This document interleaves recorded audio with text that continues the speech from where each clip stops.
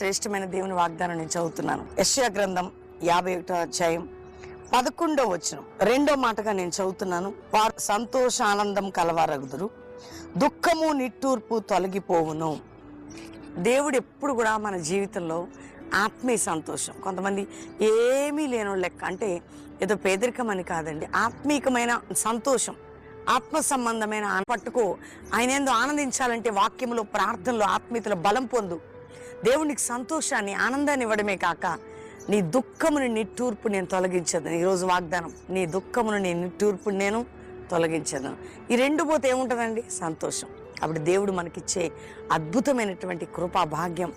ఎవ్వరు దిగులుగా ఉండకండి, భయపడకండి. మన పరిస్థితులన్నీ దేవుడు చక్కపరుస్తాడు. ఒకరోజు మనం విడుదల పొందుతాం, బలం పొందుతాం. నీ కుటుంబంలో, నీ జీవితంలో, ఆర్థిక విషయాలు, అప్పుల భారంలో కృంగిపోకు. ఒంటరిదానిగా, ఒంటరిగాడుగా ఉన్నప్పుడు బాధపడకు.